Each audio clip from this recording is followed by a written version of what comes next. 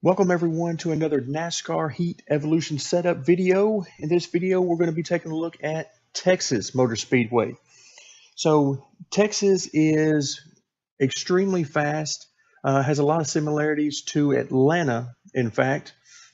So before we get into the setup itself, let's take a look at some lap times, beginning with the AI. On max difficulty or 105%, the AI will qualify on the pole at about 29.5 seconds.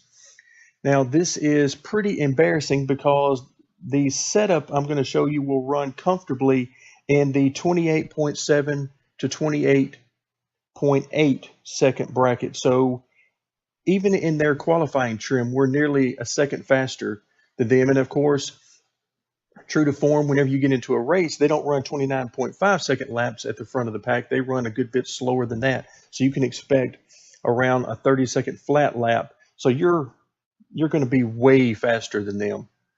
So fast that it's really not even going to be fun. So you're going to need to go into the difficulty and change it to auto plus 2% once you get that 105 rating, so that they can jump up even faster, and then maybe you can have some fun against them. But for now, let's go ahead and focus on the setup. Remember, you can run anywhere from 28.7 to 28 second laps pretty easy. In fact, you can run faster than that if you get your line right. The laps I'm going to show you at the end of this video are definitely not perfect laps. They were just a couple of laps I ran on the track, mostly in the second and third grooves, and was still able to get into the 28.7 bracket. So let's move on to the setup. Shocks are 10s across the board, as is usual for me. No need to really mess with these here. Weight settings, left weight is at 54.2% maxed out. Front weight is at 50.8, which is higher than I expected it to be. So I expected it to be somewhere around 50.0 to 50.2 or 3, somewhere in that range. And that's where I started. But unfortunately, with this track, the car gets extremely loose very easily. So I ended up having to look for ways to tighten the car up. In fact, so the easiest way to do that and keep the car from over rotating in the corners is to increase the front weight. So I ended up at 50.8%. If the car is not rotating quite enough for you, then feel free to decrease that number down toward 50.5 or even lower if need be. If the car is over rotating on you, feel free to increase that number even further. So Wedge is at 51.0. Again, I thought I might use a little bit lower, as I had been doing on some other recent setups. But again, the car was turning very easily, and it got to the point where I needed to tighten it up. And again, Wedge is one of those ways that you can do that. Front and rear ride height both at the minimums of 4 inches. Let's move over to the springs. Left front and right front spring have a 200-pound split, 1,200 pounds, which is the max left front, and 1,000-pound right front.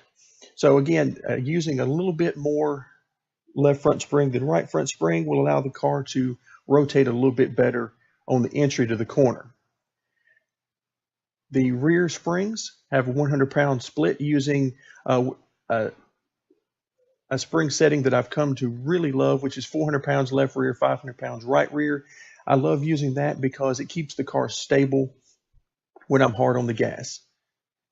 If you need the car to rotate better from the center of the corner off, then try reducing the left rear spring or increasing the right rear spring a little bit. Increasing that spring split in the rear will help the car turn, particularly on middle to exit of the corner. Tire settings, I use 25 pounds on the left, 40 on the right, and that gives me 15 pounds of split. Keep in mind, the more split you run, which is the difference between the left side pressures and right side pressures, the more split you run, the better the car will rotate through the corner. So keep that in mind. It also helps to pull the car to the left some, so keep that in mind as well if the car is pulling very hard to the left, particularly in the straightaway. Moving on to the miscellaneous settings. Left front, right front camera, both maxed out at 10 degrees with plus 10 degrees on left front and minus 10 degrees on the right front. Front sway bar is at 1.5 inches. Again, I thought I might reduce that some for Texas to get more speed, but did not need to do that.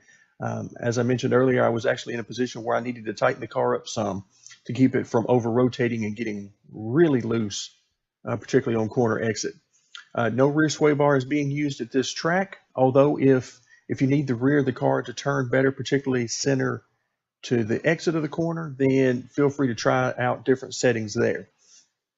The track bar has zero split. It is completely even at 12.5 inches on the left and right side.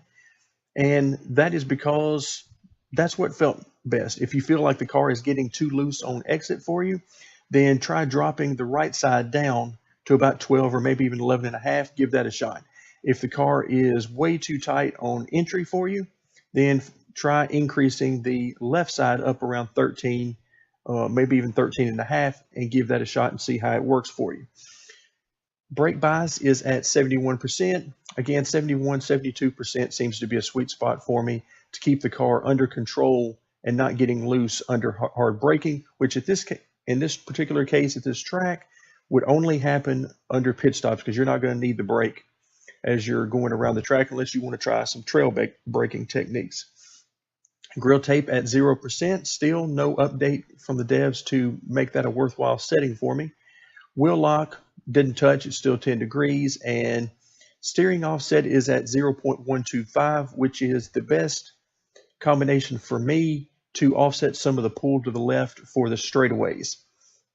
Again, if you're having trouble with the car pulling hard to the left on the straightaways, so much so that it's causing you to have difficulty controlling the car, then try increasing the steering offset or decreasing the amount of camber. So try cutting the camber, say in half, to 5 degrees and -5 degrees, and see if that helps out some. Just keep in mind, as you mess around with some of these things, you could be reducing the amount of speed you can carry as well. And our final setting is the gear setting.